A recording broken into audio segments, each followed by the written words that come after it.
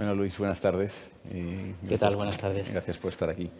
Yo quería empezar contigo hablando un poco de qué tendencias, ¿no?, que habéis observado en el viajero de negocios, ¿no?, en la pandemia y también un poquito en esta época post-pandemia, si podemos llamar ya post-pandemia la situación actual, ¿no? ¿Qué habéis observado? Perfecto, pues quería empezar por dar las gracias a Javier y a la organización TIS por tenerme aquí de nuevo. La verdad es que yo ya soy un incondicional, Javier, de vuestro evento en Sevilla y ahora también en Madrid. Quiero también dar las gracias a Deloitte por el patrocinio de esta sesión, de estas jornadas. Y encantado, David, de tener unos minutos para hablar contigo de un asunto tan interesante.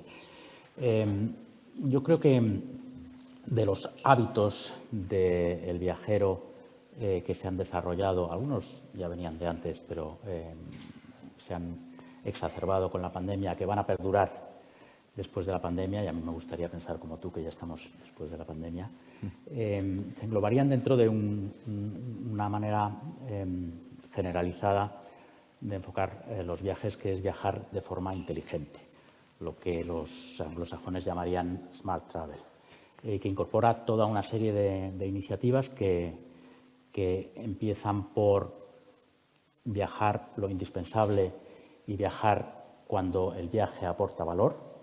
Entonces se va a medir cada vez más el valor que aporta el viaje. En muchos casos va a tener un componente comercial, en otros casos va a tener un componente de viaje interno, tanto por lo que conlleva de posibilitar el trabajo en equipo como para posibilitar también las labores de supervisión y de gestión de talento, de manera que viajar de forma inteligente, viajar de forma segura, que cabe, eso también es una tendencia, digamos, anterior, que incorporaba pues, lo que tradicionalmente se conoce como duty of care, de saber dónde están todos los viajeros de una determinada empresa en un momento dado en el tiempo, y ahora incorpora también un elemento, y ese sí es nuevo, de gestión de la salud del individuo, de la salud del viajero. De manera que hemos hablado de value for money, hemos hablado de seguridad y viajar de forma sostenible.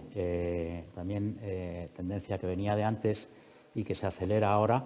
El viajero va a elegir el medio de transporte en función de la tipología del viaje, y es evidente que para el corto radio y quizás también el medio radio se va a imponer siempre que sea posible el tren de alta velocidad. Para el largo radio no hay alternativa al avión. Se va a viajar de una manera mucho más hiperconectada que antes, donde el móvil, y volveremos a hablar del móvil, juega un papel creciente y fundamental. Se va a planificar más el viaje y se van a hacer esas labores de planificación en casa o en la oficina, de manera que cuando iniciemos el viaje, cuando vayamos al aeropuerto o a la estación, todas esas labores previas, que muchas de ellas se hacían antes en el aeropuerto, se van a tener ya hechas, digamos, desde casa, ¿no? Labores como todos los formularios que tenemos que hacer ahora, algunos persistirán, el check-in, etcétera, etcétera. En eso se ha avanzado mucho y yo creo que eso está para quedarse.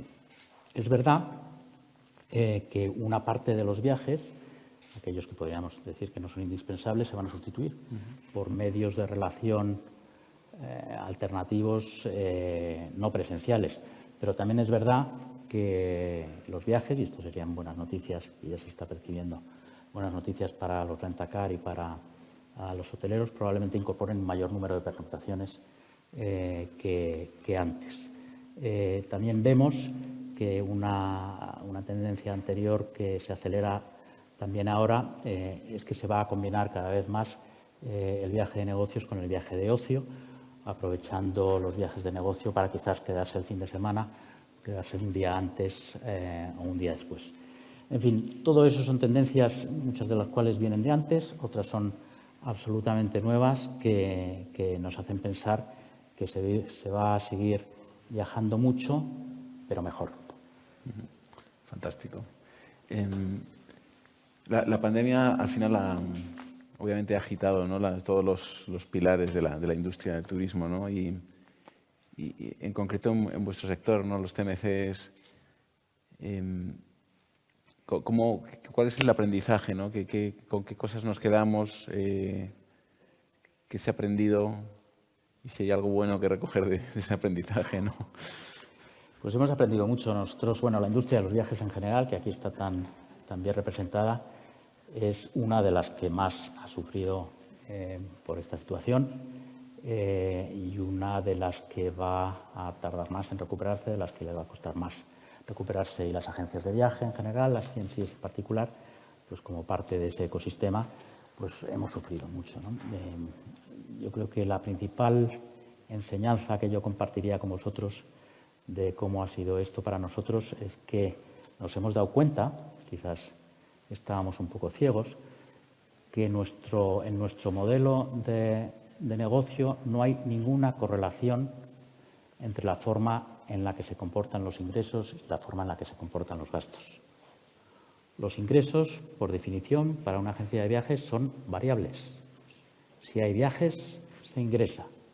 Si no hay viajes, no se ingresa. Ni poco, ni mucho, ni nada. Los gastos, sin embargo, son fijos.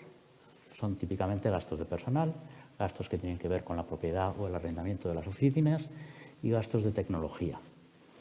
De manera que ya a partir del 12 de marzo de 2020 nosotros nos vimos en una encrucijada que era pues una tijera diabólica, por medio de la cual los gastos permanecían fijos y los ingresos prácticamente desaparecían. Y hemos tenido que gestionar esa realidad pues, de la mejor manera posible, actuando sobre las dos categorías. En el lado de los ingresos, hemos intentado, y no es fácil, en la medida de lo posible, reunirnos con nuestros clientes para intentar sustituir modelos de pricing puramente transaccionales por modelos de suscripción alternativos o al menos modelos híbridos. Y hemos tenido algún éxito, sobre todo en aquellos clientes que querían mantener los equipos que nosotros teníamos dedicados en exclusiva a la gestión de sus cuentas, tanto desde el punto de vista de los travel counselors como desde el punto de vista de los gestores comerciales. Ya hemos tenido un relativo éxito y poco más hemos podido hacer. Desde el lado de los gastos, en todas y cada una de las jurisdicciones en las que operamos, en las que opera Amex, pues hemos puesto en marcha las herramientas que nos daban los diferentes gobiernos para intentar gestionar pues los costes de personal, ¿no? En España, lógicamente, la herramienta ha sido el ERTE y todas las agencias de viaje hemos utilizado masivamente los ERTEs. Nosotros también hemos aprovechado para aumentar significativamente el porcentaje de nuestros empleados que se van a una modalidad de working from home y eso nos ha permitido pues producir grandes ahorros en el segmento de alquileres, tanto en Madrid como en Barcelona. Pero efectivamente el susto fue impresionante y yo creo que nos hemos visto en la misma situación que todos nuestros competidores, una situación realmente difícil donde a pesar de los ERTEs todos hemos entrado en pérdidas y todos hemos perdido pues millones en 2020 y en 2021. Eso en cuanto a la pandemia. ¿Qué hemos aprendido para la pospandemia, la situación en la que hemos acordado que ya estamos? Pues hemos visto que nuestra propuesta de valor cambia y crece. El viaje se complica y, por lo tanto, la gestión del viaje se complica y, por lo tanto, el servicio que a los agentes de viaje hacemos para nuestros clientes cobra más valor. Y nosotros estamos en medio de una transición de una propuesta de valor, como decía antes, meramente transaccional, donde nosotros cobramos y el valor que damos es por realizar reservas y emisiones, a una labor mucho más cerca de la consultoría.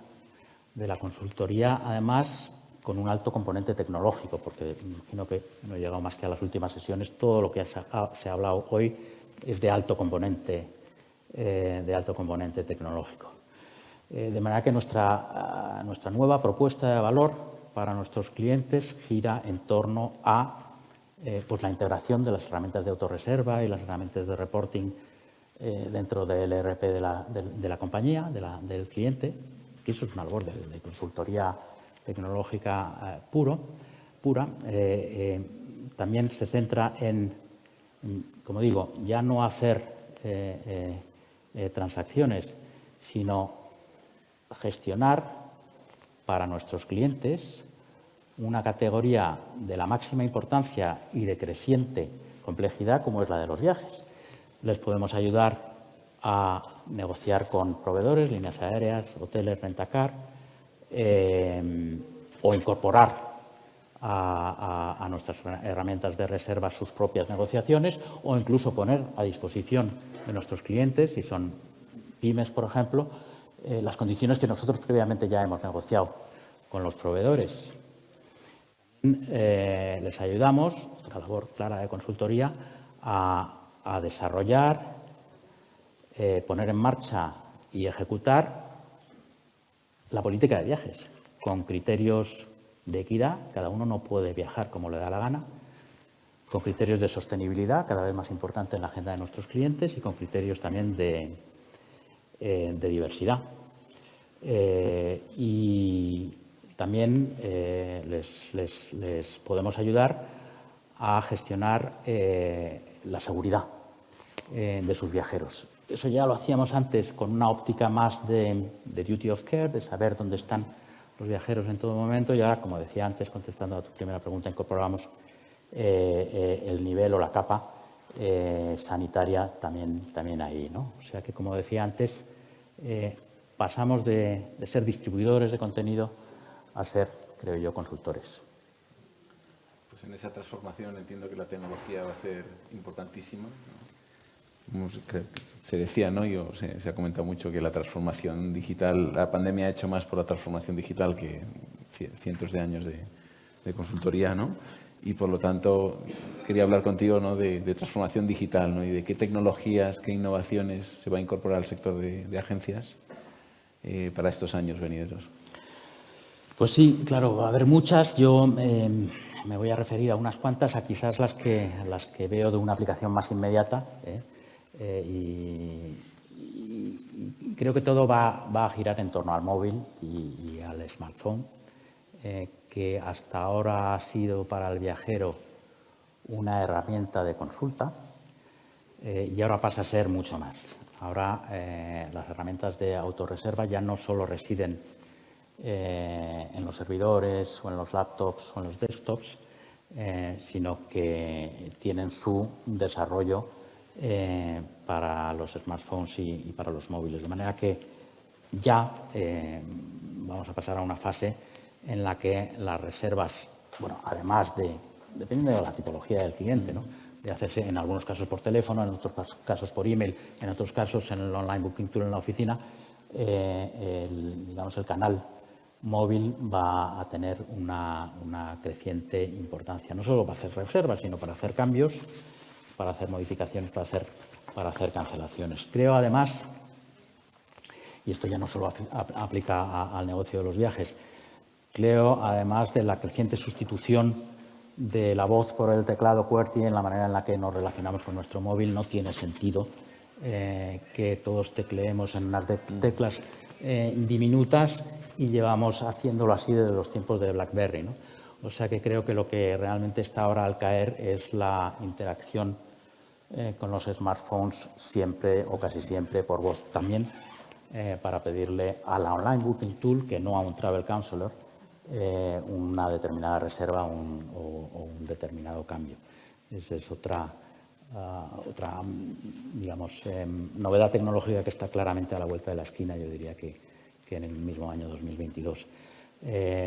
La hiperconectividad y la hiperconectividad end-to-end, de manera que nosotros, como intermediamos en el viaje end-to-end, desde que en principio salimos de casa hasta que llegamos al hotel de destino, cada vez que hay un cambio, una incidencia, un retraso, por ejemplo, en el vuelo, ya no solo vamos a mandar un mensaje push al viajero o una notificación a su email, sino que si tiene contratado con nosotros unos servicios de recogida en el aeropuerto, también a esos servicios de recogida o a los potenciales rentacar les enviaremos un mensaje sobre el retraso en el vuelo, que en muchos casos ya tendrán por otro lado, y también al hotel, diciendo este pasajero, este cliente vuestro va a llegar tarde porque el vuelo llega tarde. De manera que todo esto está así. Nosotros también, como muchos de los intervinientes en el negocio de los viajes, hemos apostado por la inteligencia artificial y el machine learning con vistas a una mayor personalización en nuestra relación con los clientes, que es algo que nos piden los viajeros, ¿no? De la misma manera que cada vez que utilizamos un sistema de escuchar música en streaming, vemos que cuando se nos acaba la lista que nosotros hemos creado, seguimos oyendo canciones que no habíamos escuchado en nuestra vida, pero que podían estar perfectamente en nuestra lista. Pues cuando viajamos lo mismo. A la hora de reservar un hotel, a lo mejor el hotel que nos proponen no es exactamente el que yo he utilizado cada vez que he ido a Barcelona, pero es otro que es muy coherente con el perfil de las últimas reservas que he hecho en ese online booking tool y que al final me sorprende positivamente al compararlo con el que yo estaba utilizando antes. De manera que con vistas a una mayor personalización utilizaremos también la inteligencia. Esas son las digamos, novedades que veo que están realmente a la vuelta de la esquina. Fenómeno. Pues en esa línea, ¿no? Y por cerrar también la sesión, me gustaría que nos dieras una pincelada de futuro, ¿no? De cómo ves la evolución, ¿no? del viaje de negocios en particular y un poco también todos los actores turísticos que le dan servicio, ¿no? Que soportan ese viaje de negocio. Vale, como no tenemos mucho tiempo, me voy a centrar en la parte más, digamos, cuantitativa de tu pregunta. Eres optimista, ¿no? Sí, que es además optimista. El consenso es que los viajes vacacionales recuperarán los niveles de 2019 en 2023, el año que viene, y los viajes de negocio un año después, en 2024. Nosotros, digamos que participamos de ese consenso en la industria y creemos efectivamente que así va a ser. Como he dicho al principio de mi exposición, algunos viajes serán sustituidos por modos de relación no presenciales, pero la economía sigue creciendo. La mayoría de las economías del mundo están ya a niveles de PIB de 2019 y seguirán creciendo en el 2021, de manera que yo creo que sí es realista pensar que en el 24 estaremos ahí y habrán pasado, eso sí, 5 años. En el periodo entre 2000 y 2020, la industria de los viajes de empresa ha crecido a una tasa media de crecimiento anual del 5%. ¿Qué va a pasar después? Pues nosotros, yo personalmente soy de la opinión de que esa tasa se va a acelerar. Y se va a acelerar porque los estudios dicen, esta es una noticia, digamos, de National Geographic, que en los 30 años que mediarán entre 2020 y 2050 va a haber 2.500 millones de personas, 2.500 millones de personas en el sudeste asiático que se van a incorporar a la clase media o superior. Esos son 2.500 millones de nuevos viajeros que empezarán viajando por motivos vacacionales y luego se incorporarán a través de las empresas en las que trabajen, etcétera, etcétera, también al colectivo de clientes del viaje de negocios. De manera que el futuro que yo veo para mi querida industria es de alto crecimiento, motivado por el progreso demográfico, y me parece que ese es un excelente motivo y una excelente manera de terminar la entrevista con muy buen sabor de boca. Desde luego, una nota positiva y optimista que siempre está bien, ¿no? Para cerrar. Así que muchísimas gracias, Luis, por estar aquí y por compartir con nosotros. Gracias a ti. Gracias. Gracias.